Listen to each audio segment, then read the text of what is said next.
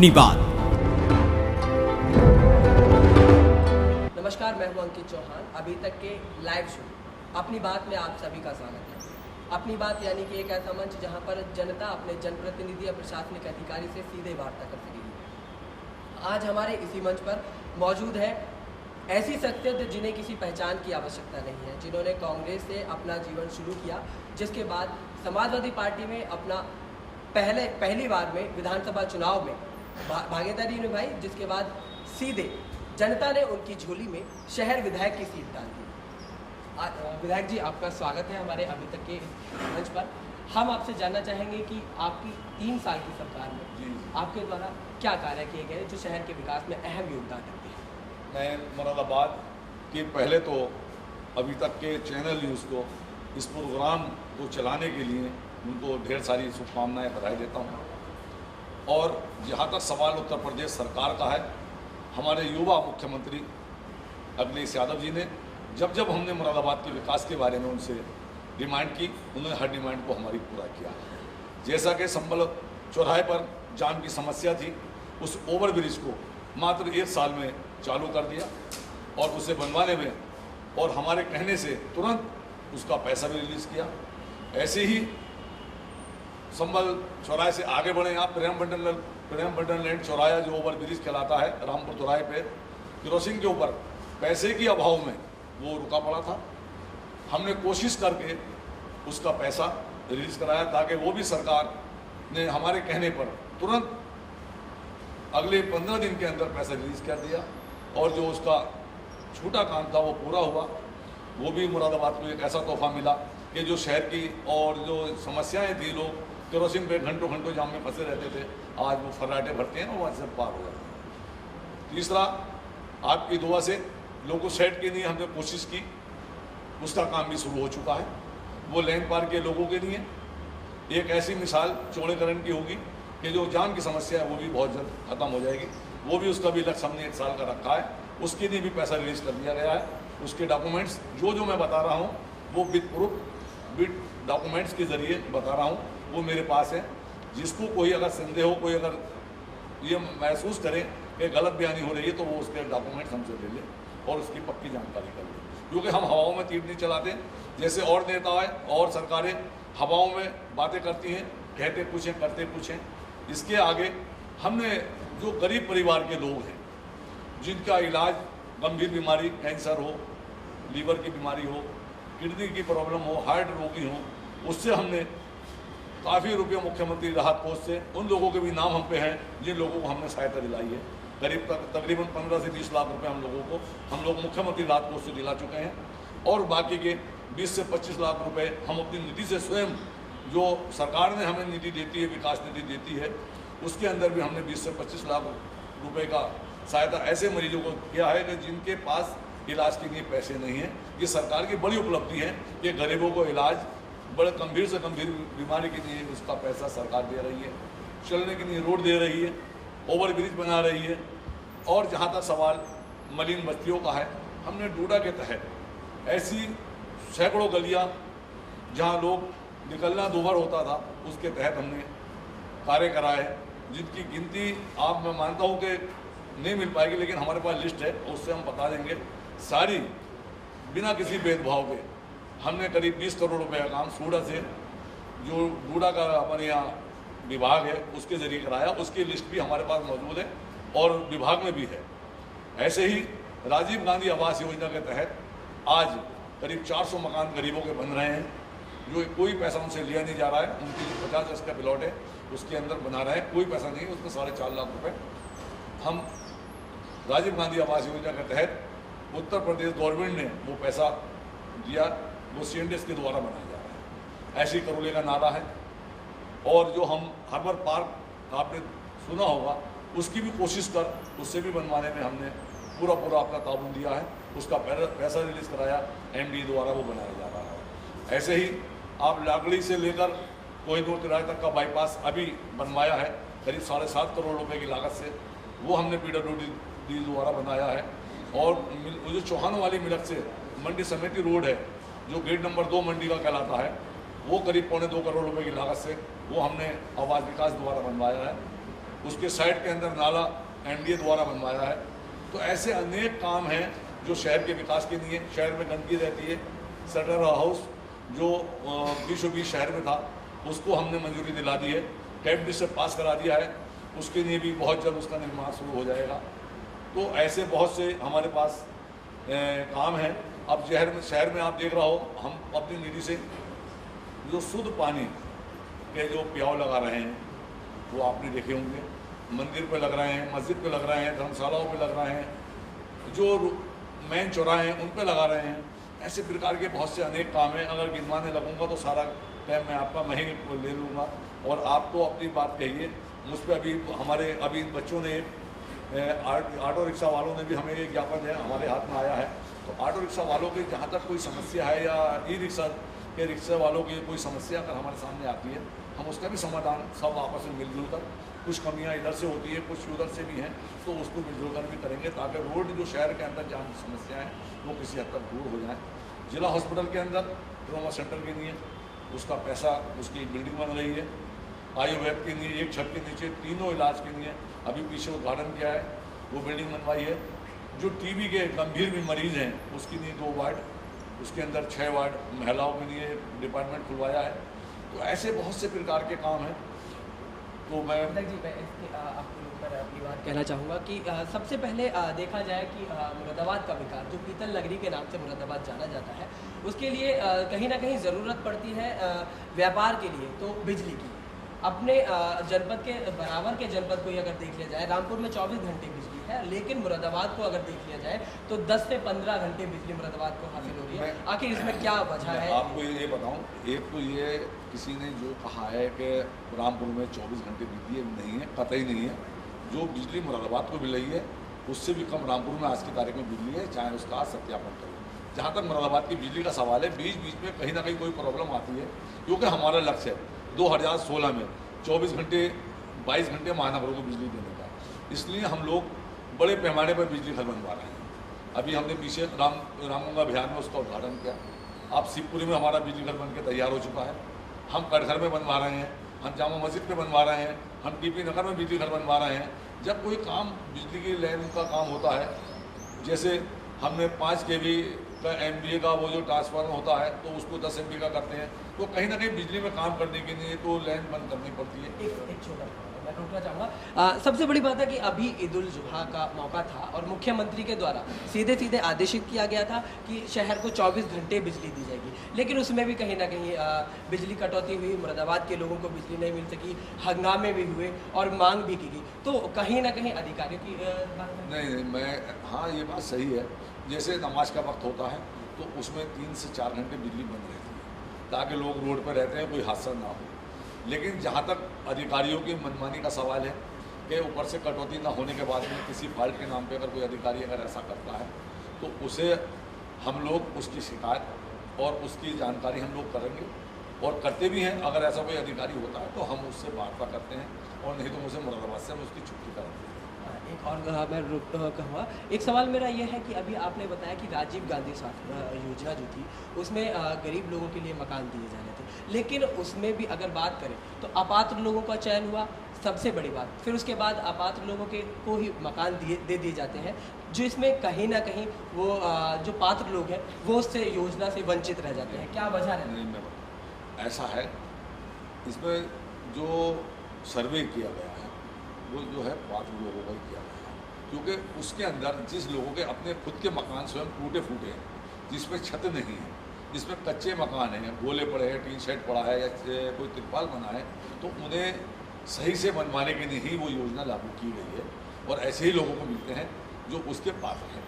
जो लोग अपात्र हैं उसकी हम बार बार समीक्षा करते हैं। ऐसे लोग हमारे सामने आते हैं तो हम उनको लिस्ट से उनका नाम करवा देते हैं और दोबारा जांच करवाते हैं।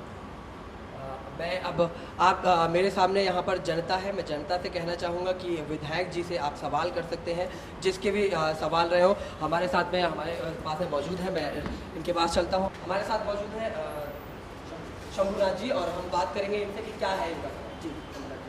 मैं अपने क्षेत्र विधायक जी से एक बात पूछना चाहूँगा कि हमारे महानगर मुरादाबाद में बहुत बड़ा जिला अस्पताल है जिसमें बहुत महानगर की जनता वहाँ अपने इलाज को जाती है, लेकिन पिछले कई साल से महानगर में जो अस्पताल में हमारी सिटी स्कैन मशीन खराब पड़ी है, जिसकी कई मांग पत्र दिए गए हैं, कई बार अधिकारियों से मिला गया है, लेकिन आज तक वहाँ सिटी स्कैन मशीन ठीक नहीं कराई गई है। इसके अलावा वहाँ का स्टाफ यहाँ की जनता से पैसे लेकर के वहाँ इलाज करता है, एंटीबायोटिक दवाई नहीं दी जाती, फ्लूइड्स नहीं दिया जाता। अभी जैसा कि विधायक जी ने अभी वार्ता में कहा था कि ट्रॉमा सेंटर की हम तैयारी कर रहे हैं, वहाँ काम चल रहा है। मैं देख रहा हूँ कि पिछले बहुत दिनों से हमारी जनता पब्लिक देख रही है, बहुत दिनों से वहाँ काम चल रहा है, लेकिन अभी तक कोई काम संपन्न होने की संभावना नहीं है। हम इसका जवाब अभी सीधे विधायक जी से ही लेंगे कि आखिर क्या वजह रही है, जो आरोप लग रहे हैं उन पर विधायक जी क्या कहना चाहेंगे। जहाँ तक जिला हॉस्पिटल का सवाल है, मैं आपको जानकारी दे दूँ कि वहाँ अल्ट्रासाउंड की फ्री सुविधा कर दी गई है।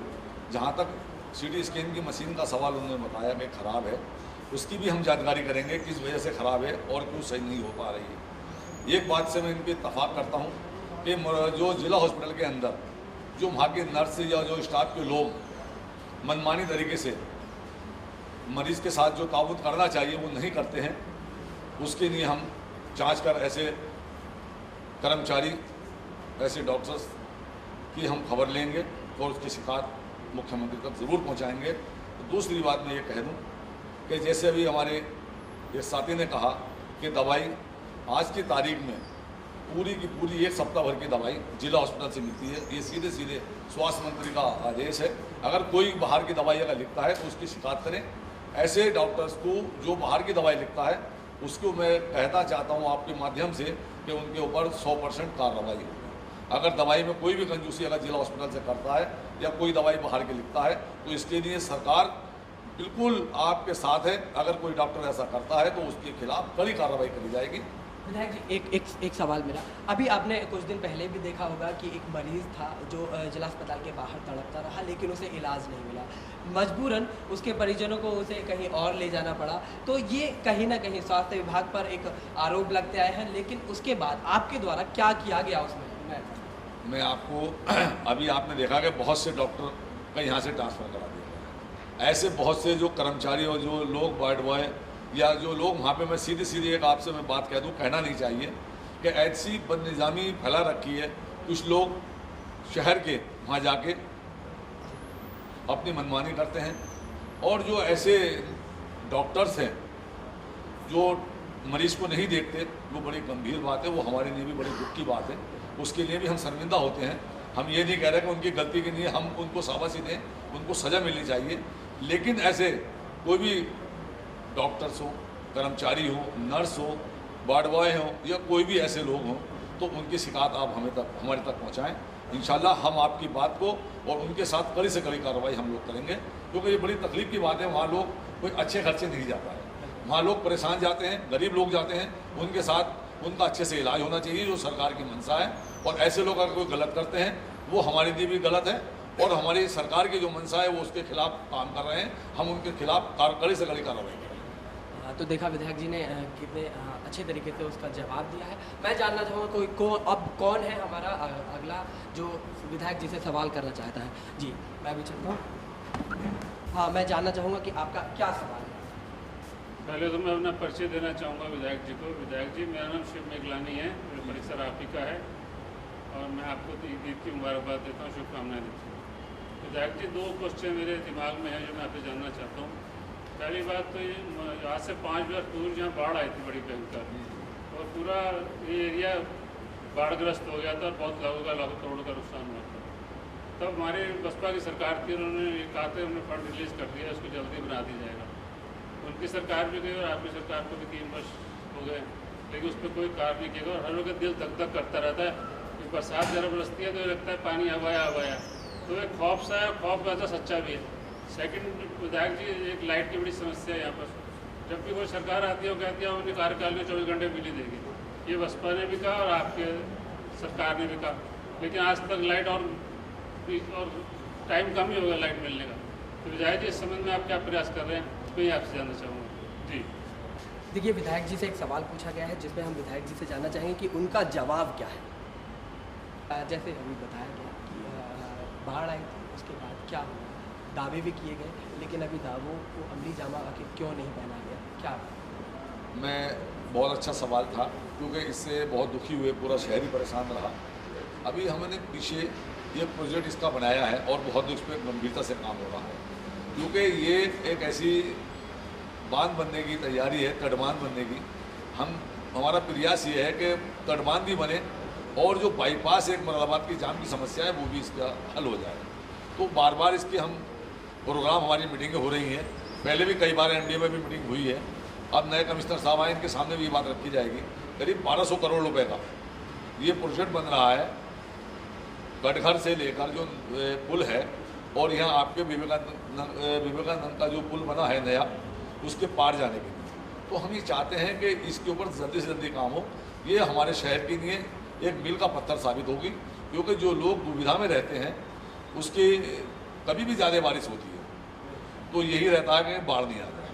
तो इसके लिए पूरा प्रयास किया जा रहा है और मैं आपको यकीन दिलाता हूँ कि इसके लिए हम गंभीर हैं। हमने अपनी सरकार से, हमने अपने सिंचाई मंत्री माननीय शिवपाल यादव जी से और अपने जो युवा मुख्यमंत्री अखिलेश जी हैं, हमने उनसे कई बार इसकी वार्ता करी है और उन्होंने कमिश्नर साहब से, एनडीए के बीसी से और डीएम साहब से इसको आगे बढ़ाने के लिए इसका प्रोजेक्ट, इसकी डिजाइनिंग भी हो चुकी है, इसके ऊपर बहुत काफ़ी काम हो चुका है।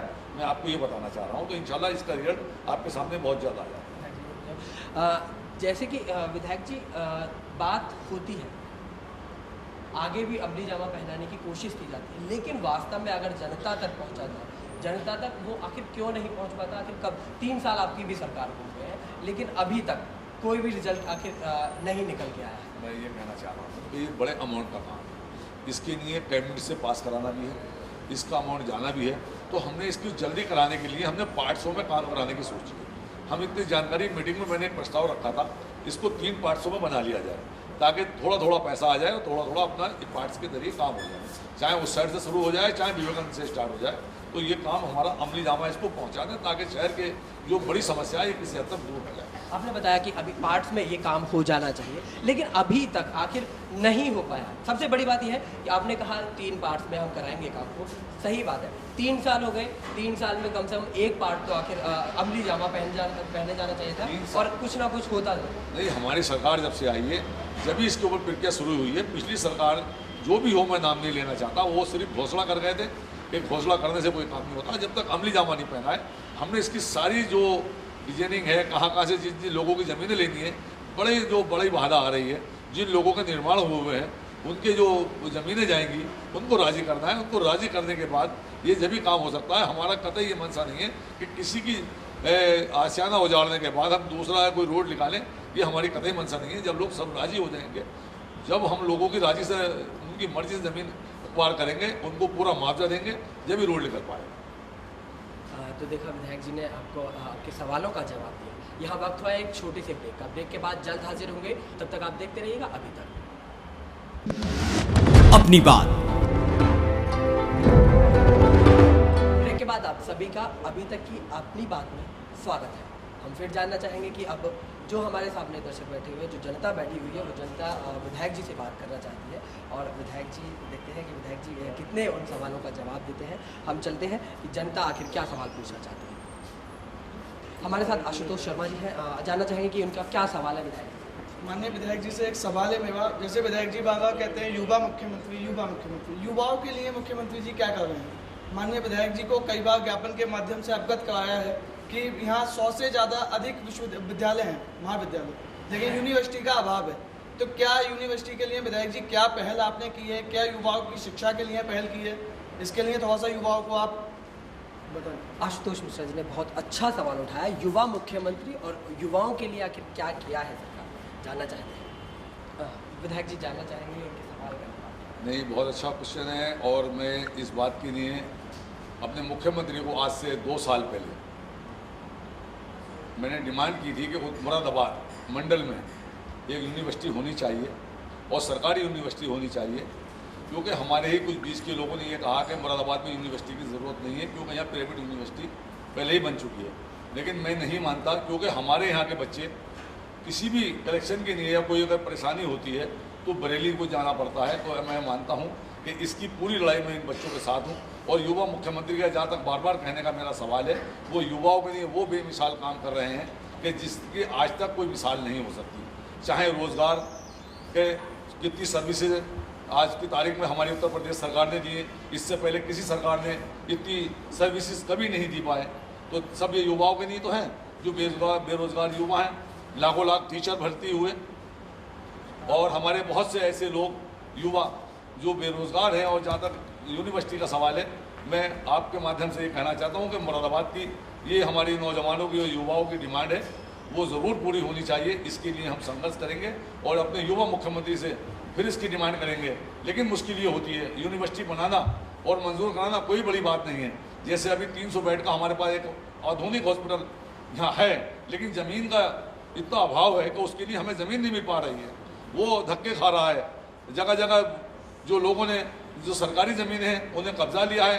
अब उनके बारे में हम आपसे ऐसे लोगों के साथ कार्रवाई कहाँ तक कर पाएँ। लेकिन जहाँ तक सवाल है, मैं रोकना चाहूँगा, अगर सरकार ही कार्रवाई करने से पीछे हटेगी तो फिर कौन होगा? आखिर कौन करेगा फिर उन पर कार्रवाई? नहीं, ऐसा कुछ नहीं है, सरकार पूरी कार्रवाई करती है। लेकिन जब वहाँ पे अवैध निर्माण हो जाता है, गरीबों की बस्तियाँ बच जाती हैं और गरीबों को उजाड़ते हैं, तो उसका मैसेज गलत हो जाता है कि गरीबों को मकान, गरीबों की बस्तियाँ उजाड़ी जा रही हैं। तो हम ऐसा नहीं चाहते गरीबों को उजाड़ा जाए। मेरे पास पिछले 2 साल से ये हॉस्पिटल, आप इसकी जानकारी ले लीजिए, 300 बेड का हॉस्पिटल जिसकी 15 एकड़ ज़मीन की हमें ज़रूरत है, जो मुरादाबाद को एक अच्छी सुविधा मिल सकती है, वो नहीं मिल पा रहा है। हमने बड़ी मुश्किलों में जो शहर की गंदगी से जो शटर हाउस जो शहर के बीचों बीच था, उसके लिए हमने बड़ी खोजबीन करके धीमरी के और बाईपास के किनारे हमने उनको करीब 85 बीघे ज़मीन दिलवाई है, जो कैबिनेट ने पास किया है। तो मैं आपको ये बात ज़रूर, बात जो लड़के का अपने युवा ने सवाल किया है, मैं इसकी समर्थन करता हूँ और हम चाहते हैं और हम कोशिश करेंगे कि मुरादाबाद में आसपास यूनिवर्सिटी बननी चाहिए। अभी और भी हाथ उठ रहे हैं जनता के बीच से, हम देखते हैं उनके क्या सवाल है, उनसे जानना चाहेंगे। शरद कौशिक जी हमारे बीच हैं, पूछेंगे उनसे क्या। माननीय विधायक जी, आपने बहुत अच्छी बात कही कि 2 साल पहले यूनिवर्सिटी के लिए कहा। यूनिवर्सिटी की ज़मीन की बात है। हिंदू कॉलेज इतना बड़ा महाविद्यालय है मुरादाबाद में, बरेली कॉलेज के बाद सबसे बड़ा महाविद्यालय यही आता है। अस्थायी रूप से कुलसचिव स्तर का कार्यालय यहाँ खुल सकता है, वो आपके माध्यम से नहीं हुआ।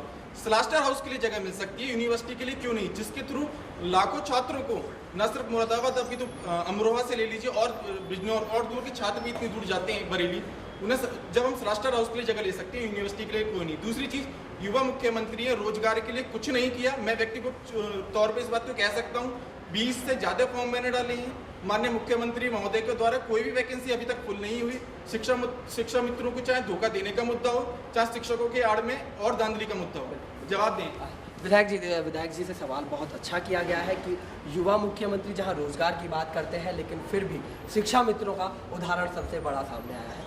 देखते हैं अब क्या जवाब मिल रहेगा। विधायक जी, जैसे कि अभी सवाल किया गया, क्या कहना चाहेंगे कि नहीं, हिंदू कॉलेज जो है यूनिवर्सिटी के लायक उसमें जगह नहीं है। अगर ऐसा है तो उनके मैनेजमेंट से ये एक डिमांड लेटर हमें दिलवाएं और इंशाल्लाह जो आपने कहा है उस पर हम पूरी तरह से अमल करेंगे। आपको यकीन दिलाते हैं, कम से कम कोई भी विधानाचार्य या जो उसके जिम्मेदार हजरात हैं, हमसे उसके बारे में डिमांड करें। हम ज़बरदस्ती तो उसके ऊपर थोप नहीं सकते। तो आपके माध्यम से आपका सवाल अच्छा है। आप अपने जो शंकर सरन जी हैं उनसे मैं अच्छे से वाकिफ़ हूँ। आप अपने युवा जो जितने छात्र हैं उनको एक ज्ञापन दीजिए और उनसे कहिए कि डिमांड करिए सरकार से, माने हमारे शहर विधायक जी को अपना एक चिट्ठी दीजिए, हम उसके ऊपर अमल करते हैं, उसको आगे बढ़ाते हैं।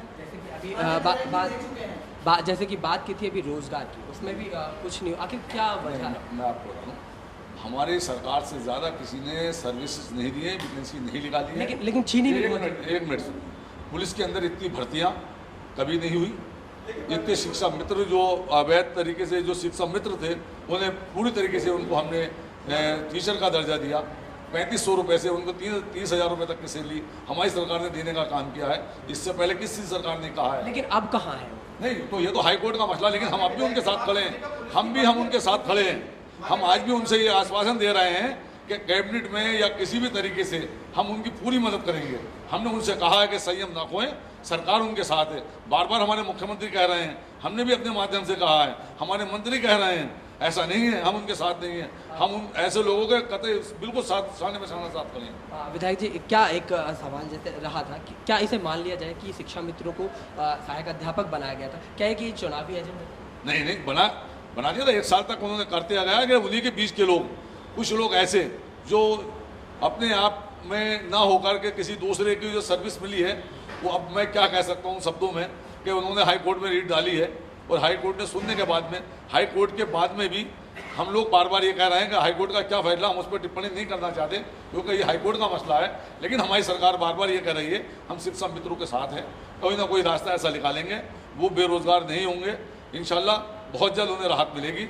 हम बार बार ये कह रहे हैं कि संयम से काम लें, जल्दबाजी से काम ना लें, क्योंकि जो घटनाएं उनके बीच में घटी हैं वो बहुत दुखित हैं, कहीं ना कहीं बड़ी गंभीर हैं, क्योंकि बच्चों ने कहीं ना कहीं आत्महत्या करी है, कहीं ना कहीं सदमे में, डिप्रेशन में चले गए हैं, और भी कहीं बहुत सी परेशानी का सामना उन्हें करना पड़ा है। हम आपके माध्यम से भी कहना चाहते हैं कि सरकार आपके साथ है, आप इंशाल्लाह अपने काम पे जाइए, आपको पूरी सरकार मदद करेगी, मैं आपको यकीन दिलाता हूं। जनता के बीच से और भी सवाल उठ रहे हैं, जैसा कि विधायक जी ने बताया था कि अभी रोजगार के लिए सरकार के द्वारा बहुत से कार्य किए गए, लेकिन सबसे बड़ी बात थी कि शिक्षा मित्रों ने आत्मदाह कर लिया कि अब वो तोहफा था या फिर उनके लिए कुछ और। ये तो अब विधायक जी ने सीधा कर दिया। अब हमारे बीच में है कि हम जानना चाहेंगे मतलब क्या कहना चाहते हैं, क्या सवाल है? सवाल ये है मेरा विधायक जी, माननीय विधायक जी, कि व्यापारियों में और हमारे निर्यातकों में बड़ा रोष है कि हाउस टैक्स के माध्यम से 10 गुना 20 गुना लगाया जा रहा है।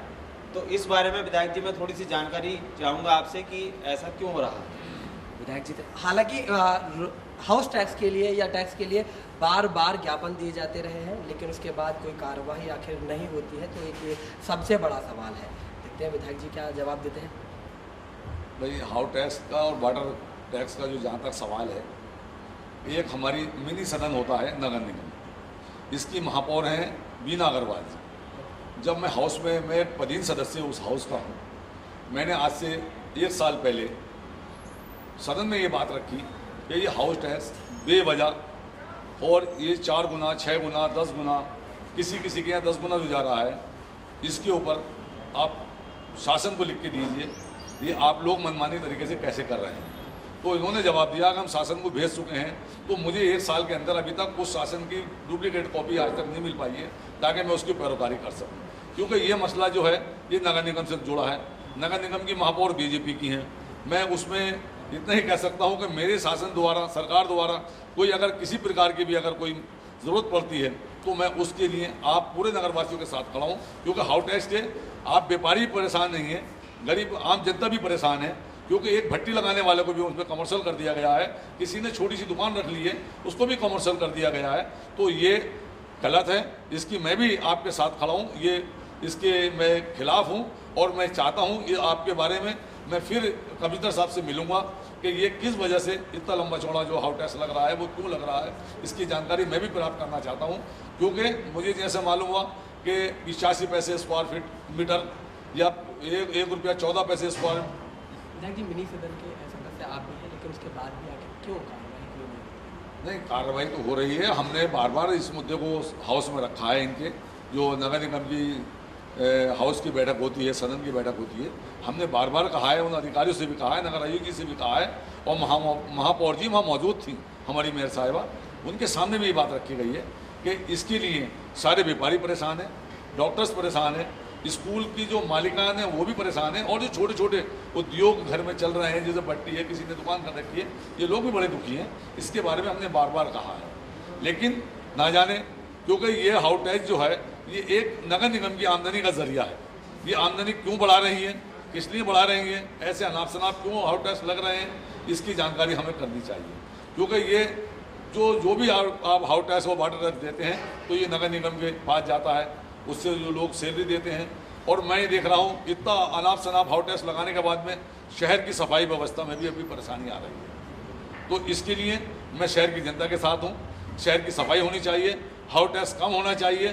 तो इसलिए मैं आज या कल में कमिश्नर से महोदय से मिलूंगा, नगर आयुक्त महोदय से मिलूंगा, और ये जानकारी जो आपकी सवाल आपने किए हैं इसकी जानकारी पूरी उन लोगों तक पहुंचाऊंगा। और मैं भी खुद ये जानकारी करूंगा कि ये अभी हाल में 1 महीने से कई बहुत शिकायतें मुझे मिली हैं कि हाउस टैक्स 10 गुना कर दिया, 20 गुना कर दिया, 100 गुना कर दिया। तो ये इस बारे में भी मुझे बारीकी से जानकारी लेनी है, तो मैं यकीन दिलाता हूँ इसके लिए मैं आपका पूरा सपोर्ट करूँगा। यहाँ वक्त हुआ एक छोटे से ब्रेक का, ब्रेक के बाद जल्द हाजिर होंगे, तब तक आप देखते रहिएगा अभी तक अपनी बात। ब्रेक के बाद आप सभी का अभी तक की अपनी बात में स्वागत है। अब जानना चाहेंगे, जनता के बीच से और भी सवाल उठ रहे हैं कि आखिर उनके सवाल क्या है। भाई साहब से जानना चाहेंगे क्या था उनका सवाल। मेन मुद्दा हमारा जो आपके माननीय महोदय आपके माध्यम से जानना चाहेंगे कि हमारे युवा मुख्यमंत्री जो अभी कुछ दिन पहले आपने सुना होगा एक अनाउंस किया था कि हमारे भारतीय खेल में विदेशों में जाके जो हमारे ओलंपिक खेल होते हैं उसके अंदर अगर वो गोल्ड लाते हैं तो हमको 6 करोड़ रुपए देंगे। लेकिन मैं माननीय मुख्यमंत्री जी से आपके माध्यम से जानना चाहूँगा, और कुछ मुद्दे ऐसे हैं जो कि आपके माध्यम से भी सुलझाए जा सकते हैं जो कि स्थानीय स्तर पर हैं। हमारे मुरादाबाद में कम से कम लगभग 1400 खिलाड़ी जो मुरादाबाद में हमारे भारत सरकार के और उनके अधीन उत्तर प्रदेश सरकार के माध्यम से खुला हुआ है, और जस्ट एकदम पीछे आपके सोनकपुर स्टेडियम कहलाता है। इसके अंदर खेल अधिकारी भी उत्तर प्रदेश सरकार के अधीन आता है और आप लोगों के अधीन आता है, वो विभाग भी आपके अधीन है। उस माध्यम से मैं जानना चाहूँगा कि स्थानीय स्तर पर खिलाड़ियों के लिए क्या हमारी उत्तर प्रदेश सरकार या माननीय विधायक जी द्वारा क्या किया जा रहा है उसके लिए। जैसा कि मैं आपको जानना चाहूँगा इस माध्यम से कि कोई भी खेल अगर आयोजन होता है तो उसका पैसा स्टेडियम को भुगतान करना पड़ता है। जो हमारे मुरादाबाद में खेल संस्थाएं उत्तर प्रदेश सरकार ने मान्यता प्राप्त जनपद संस्थाएं बना रखी हैं, क्या उनके लिए निःशुल्क स्टेडियम उपलब्ध हो सकता है? हो सकता है, लेकिन अगर आप माननीय विधायक जी के अनुमोदन से अगर किया जा सकता है तो, क्योंकि हमने देखा है अक्सर हम लोगों ने छोटे मोटे खेल कराए हैं और आप लोग ने कवरेज की है तो डीएम के ऑर्डर से वो हमारा प्रोग्राम जो है निःशुल्क हो जाता है। क्या माननीय विधायक जी के माध्यम से मैं जानना चाहूँगा क्या आप लोग भी ऐसे प्रयास करेंगे जो कि हमारी जनपद की खेल संस्थाएं उत्तर प्रदेश सरकार द्वारा मान्यता प्राप्त हैं, क्या उनको इस तरह की सुविधाएं दे सकते हैं? यानी कि सीधे सीधे बात करें तो मुद्दा है खिलाड़ियों को आगे बढ़ाने का। देखते हैं विधायक जी का क्या है। विधायक जी क्या रहेगा इसका जवाब? सीधा सीधा यही है कि जैसे अभी हमारे भाई ने कहा कि खेल को आगे बढ़ाने के लिए हमारे मुख्यमंत्री ने ये ऐलान किया कि जो ओलंपिक से हम उत्तर प्रदेश का कोई भी खिलाड़ी अगर कोई मेडल जीत के लाएगा उसे सम्मानित किया जाएगा। कितनी धनराशि दी जाएगी ये जो अभी भाई ने बताया 6 करोड़ रुपए या उससे अधिक या उससे कम, वो बात की बात है। लेकिन मेन जो मसला है कि उत्तर प्रदेश के जो मुख्यमंत्री हैं जो युवाओं को आगे बढ़ाने के लिए, मैं आपको एक बात बता दूं कि बार बार आप देखिए कि उत्तर प्रदेश के किसी भी कोने का कोई भी व्यक्ति या कोई खिलाड़ी युवा अगर कहीं से कोई मेडल लेके आता है तो हमारे मुख्यमंत्री तुरंत उसे सम्मानित करते हैं, उसकी मदद करते हैं। ये तो युवा मुख्यमंत्री का जज्बा है। उत्तर प्रदेश को उत्तम प्रदेश बनाने के लिए जो वो काम कर रहे हैं वो बेमिसाल है।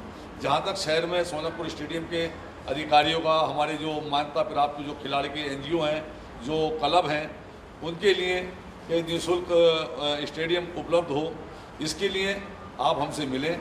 कोई अगर ऐसी योजना के तहत या हमको हमारे प्रयास से ऐसे खिलाड़ियों को कोई अगर कंपटीशन कराना है या कोई टूर्नामेंट कराना है वो हमारे पास आएँ, हम आपको यकीन दिलाते हैं। हम भी चाहते हैं कि हमारा शहर का मुरादाबाद का नाम और मुरादाबाद के खिलाड़ी बढ़ चढ़ के हिस्सा लें और मुरादाबाद का नाम रोशन करें। पूरे उत्तर प्रदेश में नहीं, हिंदुस्तान में और हिंदुस्तान के बाहर भी हमारे शहर के खिलाड़ी आगे बढ़कर काम लें। इसके लिए मैं खुद आपका सपोर्ट करूंगा। सरकार जो सपोर्ट करेगी वो बात है, सरकार तो सपोर्ट कर ही रही है, लेकिन मैं भी आपका पूरा ताउन करूंगा। आप मुझसे ज़रूर मिलें और अपनी जो समस्याएं वो लेके आएँ। इंशाल्लाह वो मैं कोशिश करके अगर सरकार द्वारा अगर हो सकती है करूंगा, अगर मेरे द्वारा हो सकती है तो मैं तुरंत आपके शान में शाना रहूँगा, क्योंकि मैं इस चीज़ में अपने ऐसे खिलाड़ियों से जो मुरादाबाद का आगे बढ़ के नाम रोशन करते हैं, मैं उनसे बहुत उनका सम्मान करता हूं और उन्हें आगे बढ़ाने के लिए कोशिश करता हूं, करता रहूँगा। और भी सवाल हैं, बहुत सारे सवाल जनता के बीच उठ रहे हैं और हाथ भी बार बार उठाए जा रहे हैं। तो अब जानना चाहेंगे कि अगले सवाल क्या रहेंगे। मैम जानना चाहेंगे कि आप क्या? मैं माननीय विधायक जी को पहले तो अपना परिचय देना चाहूँगी। मैं निर्देश सिंह, मैं महिलाओं की समस्याओं पर काम कर रही हूँ और आपकी सरकार कहती है कि हम महिलाओं की सुरक्षा के लिए सजग हैं, लेकिन आए दिन लगातार महिला उत्पीड़न लगातार बढ़ता जा रहा है। इसके लिए आप क्या कदम उठा रहे हैं? आपने हेल्पलाइन नंबर दिया जिससे कि उस पर ना तो फ़ोन उठता है ना ही किसी प्रकार की हेल्प दी जाती है। महिलाओं का, लड़कियों का कॉलेज, यूनिवर्सिटी, स्कूल जाना दुश्वार हो गया है। आज के इसी सरकार के होते हुए 6 साल की बच्ची के साथ, 12 साल की बच्ची के साथ दुष्कर्म होता है। आपके पास क्या जवाब है? क्या पुलिस प्रशासन इतना सुस्त है? क्या आपका उनके ऊपर हाथ है या आशीर्वाद है जो कि वो अपराध को बढ़ने के लिए ढील देते हैं? जवाब दीजिए। कानून व्यवस्था की बात हुई तो कहीं ना कहीं सवाल तो खड़े होते हैं, लाजमी है सवाल खड़ा होना। और जानते हैं कि विधायक जी क्या कहते हैं। विधायक जी, कानून व्यवस्था की बात हुई है कहीं ना कहीं, तो सपा सरकार वैसे भी कटघरे में खड़ी होती है कानून को लेकर, तो क्या जहाँ तक कानून व्यवस्था का सवाल है, मैं पहले तो अपनी ये जो छोटी बहन जिन्होंने सवाल किया, क्योंकि मैं ये चाहता हूँ कि जो उन्होंने सवाल किया है उसका भी जवाब आना चाहिए, उसका उत्तर भी मिलना चाहिए। जहाँ तक बच्चियों के साथ, बेटियों के साथ जो लोग उत्पीड़न करते हैं या उनके साथ शोषण करते हैं, वो सब लोग हमारे समाज के वो दरिंदे होते हैं कि जिन्हें कहीं भी माफ़ नहीं किया जाता। कहीं ना कहीं हम लोग, हमारा समाज, हम खुद भी गुनाहगार हैं, और ऐसे लोग जो ऐसे लोगों को पीड़ित नहीं करते, उनकी हम लोग नहीं संभाल पाते, उसके लिए हम खुद जिम्मेदार हैं। क्योंकि बेटियां सबकी होती हैं, मेरी भी होती हैं, माननीय मुख्यमंत्री की भी बेटियां हैं, कोई ये नहीं चाहता कि किसी की बेटी के साथ भी जाती है। अगर ऐसा है, और ये बीमारी खाली उत्तर प्रदेश की नहीं, ऐसी बीमारी पूरे हिंदुस्तान भर की है, तो मैं ये कहना चाहता हूँ कि ये जो बीमारी है, जो हमारी बच्चियों के साथ में गलत होता है, हम इसे कतई बर्दाश्त ना करें। ऐसा कोई व्यक्ति अगर हमारे हाथ चढ़ जाए तो उसे तुरंत, उसको पहले तो हम समाज के लोग ही उसका दिमाग सही करें और फिर पुलिस के हवाले करें। पुलिस का जहाँ तक ऐसे कार्रवाई करने का जो सवाल आता है, जब तक पुलिस तक ये बात पहुँचती है तो कहीं ना कहीं इसका गुनहगार भाग जाते हैं, फरार होते हैं। उसमें पुलिस अपनी जी तोड़ मेहनत करती है, कहीं ना कहीं नाइतलाली होती है। मैं ये नहीं कहना चाहता कि सारे लोग सही से काम करते हैं, बहुत से लोग ढंग से काम करते हैं, बहुत से गुनाहगारों को सज़ा मिलती है, अधिकतर गुनाहगारों को सज़ा मिलती है, और लेकिन हम लोग ही ऐसे लोगों की मदद करते हैं जो ऐसे गुनाहगारों को हम पढ़ा देते हैं। सबसे बड़े गुनाहगार हम लोग हैं। ऐसे कतई भी ऐसे गुनाहगार को, चाहे मेरा बेटा हो, मेरा भाई हो, मेरा भतीजा हो, अगर कहीं ऐसा गलत काम करके आया है तो मेरा हर फर्ज बनता है कि उसे सज़ा दिलाए, ताकि कभी आगे बढ़ के किसी बेटी के साथ, किसी की बहन के साथ कोई गलत काम ना हो। बात थी कानून व्यवस्था की, सरकार पर कानून व्यवस्था को लेकर आरोप लगे, ये था सवाल कि सामाजिक लोग खुद ही उनका दिमाग ठिकाने लगे। तो क्या सरकार के द्वारा क्या रहा, क्यों आखिर सरकार के द्वारा कानून व्यवस्था पर ढील दी जा रही है, क्यों आखिर सख्ती नहीं बरती जा रही? सबसे बड़ा सवाल अभी भी यह खड़ा हुआ। सरकार कभी नहीं चाहती कि कानून व्यवस्था खराब हो, क्योंकि कोई भी व्यक्ति ये नहीं चाहेगा, कोई भी सरकार ये नहीं चाहती कि मेरी सरकार बदनाम हो। अगर कहीं ऐसे कानून व्यवस्था खराब होती है, आपने देखा वक्त वक्त पर अधिकारी के ऊपर गाज गिरती है। अगर ऐसे अधिकारी जो कानून व्यवस्था में सही से काम नहीं करेंगे, सरकार उन्हें सस्पेंड भी करती है, उनके ट्रांसफ़र भी करती है, उन्हें निलंबित भी करती है। तो मैं मानता हूँ कहीं ना कहीं कानून व्यवस्था में अगर चूक होगी तो उसे दुरुस्त करने का काम हम सब मिलकर करेंगे। और जब तक हमारा सहयोग नहीं होगा, कोई भी काम, जनता एक ऐसी आवाज़ है कि पुलिस भी अगर आपका सहयोग होती तो बहुत अच्छे से काम करेगी। ये मैं मानता हूँ कि कहीं ना कोई कमी, कहीं ना कहीं चूक हो जाती है। ऐसा नहीं है कि कानून व्यवस्था पूरे प्रदेश की खराब है, कहीं ना कहीं चूक होती है, लेकिन उसे दुरुस्त करा जाएगा। कोई अधिकारी लापरवाही से काम करता है, कोई अगर गंभीरता से काम नहीं करता है तो उसके खिलाफ कार्रवाई करी जाएगी। अगर हाई प्रोफाइल किसी व्यक्ति की भैंसे गायब हो जाती तो 24 घंटे में मिल जाती हैं, लेकिन अगर किसी आम आदमी की बेटी के साथ में उत्पीड़न हो या शोषण हो तो उसकी बेटी का आरोपी ढूंढने में चूक हो जाती है। ये कैसी सरकार है? कहीं ना कहीं भैंसें चोरी हो जाती हैं तो पुलिस लग जाती है, लेकिन आरोपी के लिए आखिर क्यों, क्या वजह रहती है कि आरोपी नहीं हाथ लगता? और कैसे आरोपी नहीं लगता? आप देखिए, अभी एक दिन पहले राहगीर का एक मर्डर होता है कपूर कंपनी पे, उसके तीसरे दिन ही उसके 4-5 लोग साजिश करता भी और जो कातिल है उसके वो भी गिरफ्तार हो गए। ऐसे मैं कैसे कह सकता हूँ, सैकड़ों मिसालें ऐसी हैं। और कोई भी ऐसा नहीं है कि न्याय गरीब के लिए और हो सकता है, या मालदार के लिए अलग हो सकता है, या किसी मान्य के लिए अलग हो सकता है, ऐसा नहीं है। इंसाफ है, कार्रवाई सबसे एक के साथ बराबर होती है, कानून सबके साथ बराबर काम करता है। मैं आपको यकीन दिलाता हूँ ये किसी के साथ भेदभाव नहीं होता है। सवाल और भी हैं और अभी जनता के बीच चलकर जानते हैं कि आखिर क्या सवाल है उनके पास में, और देखते हैं जरा। हम जानना चाहेंगे मतलब कि क्या है मेरा सबसे पहले अभी तक को धन्यवाद है कि जिनने जनप्रतिनिधियों से जनता को मिलने के लिए रूबरू होने का एक मौका दिया। समस्या बहुत है, सभी लोग बता रहे हैं, मगर हम लोग एक समस्या के इससे उत्पन्न हो रहे हैं, ट्रांसपोर्ट व्यवसाय। मैं ट्रांसपोर्ट व्यवसाय का अध्यक्ष हूँ, या मुरादाबाद का RD चतुर्वेदी का नाम है। यहाँ पर एक मुरादाबाद में ट्रांसपोर्ट नगर बसाया हुआ है, सिर्फ एक बताया हुआ है, नाम दिया हुआ है, मगर वहाँ पर कोई भी सुविधा नाम की नहीं है, सिर्फ लूट पाट के अलावा कोई भी चीज़ नहीं है। हमारे प्रदेश मुख्यमंत्री ने कहा था कि ट्रांसपोर्ट नगर हाईवे पर बताया जाएगा, जहाँ पर छोटे छोटे वर्कर जो काम करते हैं, मैकेनिक होते हैं, उनको काम मिलेगा, मगर आज तक न ट्रांसपोर्ट नगर बताया गया है। मैकेनिक परेशान है, क्यों? यहाँ पर एक दिल्ली मेट्रो सिटी होने के बावजूद वहाँ पर भी दिन में भी नो एंट्री खुली होती है, 12 से 4। यहाँ 24 आवर्स नो एंट्री है। जब ट्रक ही नहीं आएंगे तो लोगों को काम क्या मिलेगा? हम लोग कारोबार से बिल्कुल पीड़ित होते चले जा रहे हैं, नीचे स्तर पर चले जा रहे हैं। हमारी आज 1 तारीख से अनिश्चितकालीन हड़ताल भी है।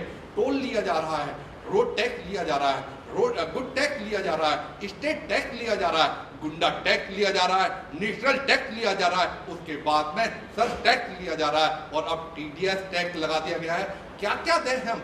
मगर हमारी जनता, हम कहने के हकदार हैं, मगर हमारे प्रतिनिधि साहब बैठे हुए हैं, हम उनको अपनी आवाज़ को पहुंचा चाहते हैं मुख्यमंत्री साहब से कि वो कहाँ तक हमसे लेते रहेंगे। कि टोल हम देते हैं, रोड पर चलने के लिए हम रोड टैक्स देते हैं, तो टोल किस बात का? ट्रांसपोर्ट नगर बताया नहीं गया है, वहाँ गंदगी के अलावा कुछ नहीं है, वहाँ पानी नहीं है, लाइट नहीं है, सुरक्षा नहीं है, बैंक नहीं है। गिने चुने कुछ लोग हैं जो रात को हम लोग सुरक्षा व्यवस्था करते हैं, आते हैं, मारते हैं और लूट के चले जाते हैं। हमारी गाड़ियों का तेल निकाल लिया जाता है, हमारे टायरों को निकाल लिया जाता है। तो हम ये चाहते हैं, हम भी एक श्रेणी में आते हैं, हम लोगों ने भी, हमारे ड्राइवरों ने भी, हमारे लेबर क्लास ने, सभी ने वोट दिया है। तो आप हमारी जनता है, हम आप लोग प्रतिनिधि चुन के भेजा है, हमारे दर्द को समझिएगा। आप हमारे दर्द को समझेंगे तो कुछ आपको एहसास होगा कि आप भी मुरादाबाद में बस आ सकती है तो ट्रैफिक नहीं होगा, ट्रक आएगा तो ट्रैफिक होगा। ये एक दुर्भाग्य है। ऐसा क्यों? वो भी 6 व्हीलर है, वो भी 4 व्हीलर है, 4 व्हीलर एक दुर्भाग्य क्यों? एक समुदाय से दुर्भाग्य क्यों किया जा रहा है? मैं बस एक छोटा सा जवाब चाहूँगा। बिल्कुल सही बात है कि आखिर क्यों ऐसा किया जाता है। विधायक जी से जानेंगे। विधायक जी, बात हुई ट्रांसपोर्ट की, आखिर क्या वजह है? जैसे कि अभी आरोप लगे, क्या आरोप प्रत्यारोप जो भी लगे हैं, पहले तो मैं आपको ये बता दूं कि ट्रांसपोर्ट नगर आज से करीब 30 साल पहले लाकड़ी गागन के पास बसाया गया, लेकिन कुछ परेशानियां ऐसी हैं कि कुछ लोग वहाँ जाते ही नहीं, और कुछ हैं तो मनमानी कर रहे हैं। एक ट्रांसपोर्ट नगर यहाँ से हटाने के लिए कटघर के बराबर, थाना कटघर के बराबर से ट्रांसपोर्ट नगर है जो पुराना है, उन्हें बार बार ये कहा कि आप वहाँ ले लीजिए, उनकी दुकानें अलाट हैं, उनके प्लाट वहाँ अलाट हुए पड़े हैं। उन लोगों ने, बहुत से लोगों ने वहाँ ट्रांसपोर्ट नगर में अपनी दुकानें खो के रख रखे हैं, बहुत से लोग काम कर रहे हैं। वहाँ सुविधा का अभाव है, मैं मानता हूँ, लेकिन सब लोग जाएंगे तब। अब 4 लोगों को नहीं, क्या क्या सुविधा है, सब लोग ईमानदारी के साथ वहाँ जाके कार्य करें। कोई अगर बिजली की कमी है तो वो हमें बताएं। वहाँ ट्रांसपोर्ट नगर में 2 बिजली घर हैं, एक TP नगर का बिजली घर बना है जो आज़ाद नगर और पूरे लोगों को बिजली देता है। वहाँ बिजली का कोई ऐसा अभाव नहीं है, अगर रात को वहाँ अगर कोई कार्य होता है तो वहाँ बिजली मिलेगी। दूसरा बिजली का जो एक वो बिजली घर बन रहा है TP नगर तिराहे पे बन रहा है। और मैं आपको एक चीज़ बता दूँ, अभी भाई ने कहा कि हम रोड टैक्स दे रहे हैं, ये टैक्स दे रहे हैं, TDS दे रहे हैं, सर्विस टैक्स दे रहे हैं, ये सब गवर्नमेंट केंद्र सरकार के अधीन आता है। प्रदेश सरकार का तो मात्र वहाँ पे बहुत मामूली सा टैक्स होता है। ये जितने टैक्स इन्होंने गिनाए सब केंद्र सरकार के होते हैं। गुंडा टैक्स नहीं, गुंडा टैक्स तो खैर एक भाषा के तहत इन्होंने शामिल कर दिया, मैं इस बात नहीं करता हूँ। हो सकता है अगर इनके साथ कोई अगर गलत काम हो रहा है तो हो सकता है, मैं इसको नहीं मानता। हमारी सरकार में कोई गुंडा टैक्स नहीं है, लेकिन जहाँ तक सवाल टैक्सों का है और सुविधा का है, ये पीड़ित है, ये बात सही है। रोड जो ट्रांसपोर्टिंग है वो हमारी आम जिंदगी के साथ जुड़ी है, उससे सारा ही आवागमन होता है। चाहे हम एक्सपोर्ट करें उसका माल जाता है, खाने पीने का सामान मंगाएं जब उससे आता है। इनकी समस्याएं जायज़ हैं, अगर ऐसी कोई समस्या है ये लिखत में मुझसे लेकर आए। जो प्रदेश सरकार के करने के काम है वो मैं आपको यकीन दिलाता हूँ, मैं अपने माध्यम से उसे कराऊंगा। केंद्र सरकार की जो समस्याएं वो अपने दूसरे जो नेता हैं उनसे कहें, लेकिन हम उत्तर प्रदेश सरकार की माध्यम से जो भी आपको सहायता मिल सकती है, जो आपका समाधान हो सकता है, वो मैं आपको कराऊंगा। क्योंकि हमेशा उत्तर प्रदेश की सरकार ने ट्रांसपोर्टर का, बिजनेसमैन का, व्यापारियों का हमेशा साथ दिया है। ये आप अच्छे से जानते हैं, चाहे अधिवक्ता हों कोई और सरकार ऐसी नहीं है जो इन लोगों का साथ देती हो। समाजवादी सरकार जब जब आती है तो व्यापारी खुले से अपने मन से काम करते हैं। उनके ऊपर बहुत से ऐसे टैक्स होते हैं जिनमें रियायत दी जाती है। अधिवक्ता होते हैं, उनको चैम्बर के लिए भी और वैसे फंडिंग किया जाता है। ट्रांसपोर्ट के जो हमारे भाई हैं उनके अंदर कोई अगर ऐसी कमी आई है तो उसको हम मुख्यमंत्री द्वारा या हमें कोई डिमांड लेटर अगर ये देते हैं, अपना कोई ज्ञापन देते हैं और कोई मांग करते हैं, हम अपनी सरकार द्वारा जो हमारे करने का काम है हम आपको यकीन दिलाते हैं वो आपके साथ रहेंगे और उसे करा के आपका जो समस्या उसका समाधान करेंगे। यहाँ वक्त हुआ एक छोटे से ब्रेक का। ब्रेक के बाद जल्द हाजिर होंगे, तब तक आप देखते रहिएगा अभी तक।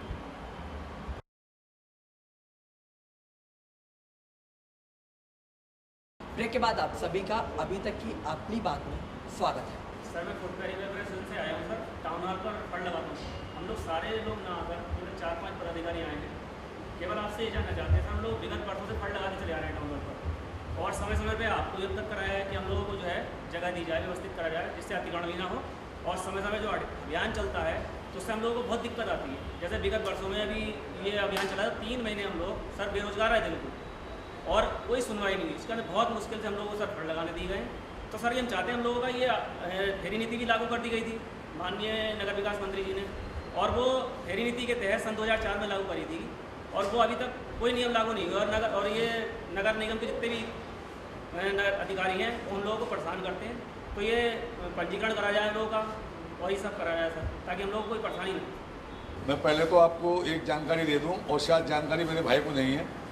पिछली सरकार में माननीय हमारे नेता माननीय मुख्यमंत्री जी ने, जो मुलायम सिंह यादव जी थे जिस समय में, उन्होंने पटरी वालों को, फड़ लगाने वालों को बिना निःशुल्क की, बिना कोई पैसा लिए उनके लिए फ्री फड़ लगाने की व्यवस्था की थी। सारी तय बाजारी ख़त्म कर दी गई थी। वो एक समाजवादी सरकार जो गरीबों की सरकार है, उसका आपको मैं याद दिलाना चाहता हूँ कि ये हमारी सरकार की देन है कि आप फड़ लगाते हैं और कोई शुल्क नहीं लिया जाता है। तय बाजारी फ्री कर दी गई है। नगर निगम के जो अधिकारी उत्पीड़न करते हैं, ये बात सही है, पहले ये आए थे, कैसे उनके हमने इनकी मदद करी थी, दोबारा से लगे हैं, लेकिन इन लोगों की अपनी बात कमी होती है, थोड़ा लगाते लगाते ये आगे बढ़कर चले जाते हैं, उससे जाम की समस्या हो जाती है, लोग दुखी होते हैं और अधिकारियों के पास वही शिकायतें जाती हैं। तो अधिकारी जानबूझ के कोई किसी को परेशान नहीं करता है। जब जाम की समस्या होती है, 2 फुट जगह की जगह आप 6 फुट जगह घेर लेते हैं, तो इसलिए जब उनके पास शिकायतें जाती हैं तो उन शिकायतों को दूर करने के लिए थोड़े की जगह ज़्यादा उत्पीड़न होता है। तो मैं ये कहना आपसे चाहता हूँ कि आपकी रोजी रोटी का सवाल है। आप, हमारे नगर विकास मंत्री ने आपके लिए एक योजना तय करी है कि आप फेरी कर सकते हैं, आपको उसका लाइसेंस मिलेगा, आपको उसका सर्टिफिकेट मिलेगा, आपके लिए जगह भी चिन्हित करी जाएंगी।